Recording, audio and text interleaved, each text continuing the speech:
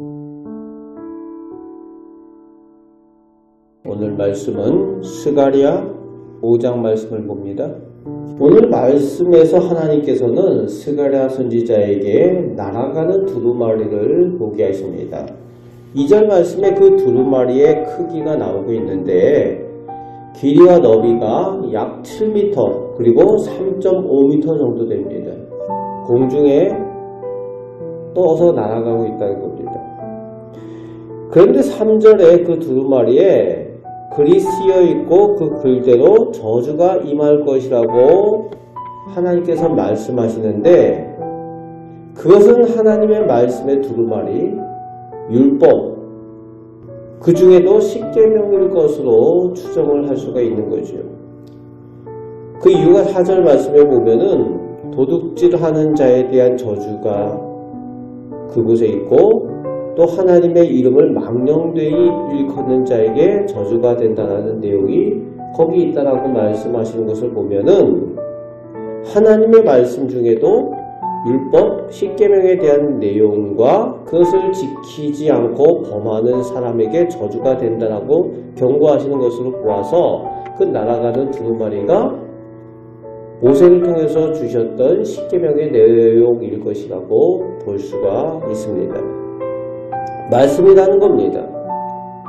그런데 그 말씀이 공중에 날아가는 두루마리처럼 모두가 당연히 알고 보는 것이라는 거예요. 모를 수 없는 날아가는 공중에 크게 날아가는 두루마리처럼 모두가 아는 말씀으로 보여진다는 겁니다. 모두에게 적용되는 말씀이라는 거죠. 감추어진 것이 아니라 의인에게든 악인에게든 모든 사람에게 적용되는 그런 말씀으로 공중에 날아가는 두루마리다. 그렇습니다. 하나님의 말씀은 분명합니다. 의인에겐 말씀이 복이 되고 악인에겐 저주가 되는 것입니다.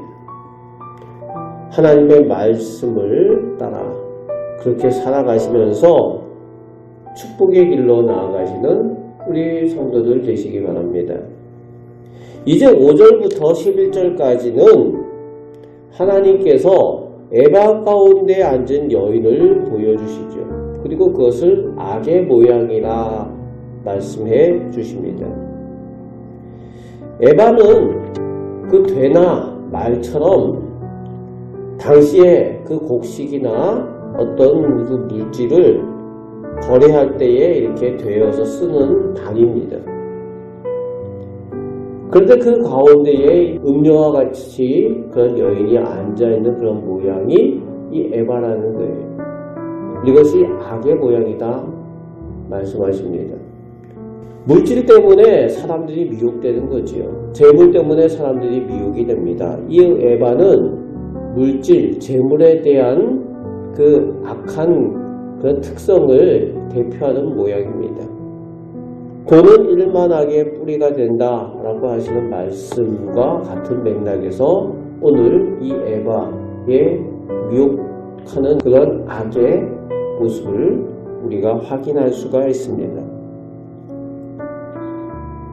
그것을 하나님께서 나무로 된 뚜껑으로 봉해서 11절 말씀에 보면은 신할 땅으로 가져가게 하신다는 거예요.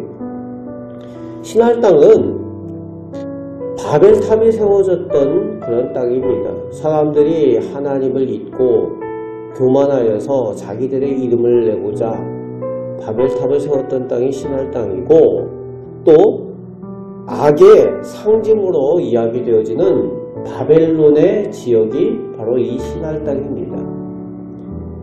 악의 모양이라는 이 에바를 그 신할 땅으로 가져가게 하신다는 거예요. 그리고서 집을 짓는다. 그리고 그곳에 머물게 하겠다. 악한 곳의 경계를 하나님께서 정해주시고 그곳에 그 집을 지어 머물게 하신다. 지옥과 음부에 대한 악의 본거지의 그런 모습을 상징하는 그런 모습이라고 볼 수가 있습니다.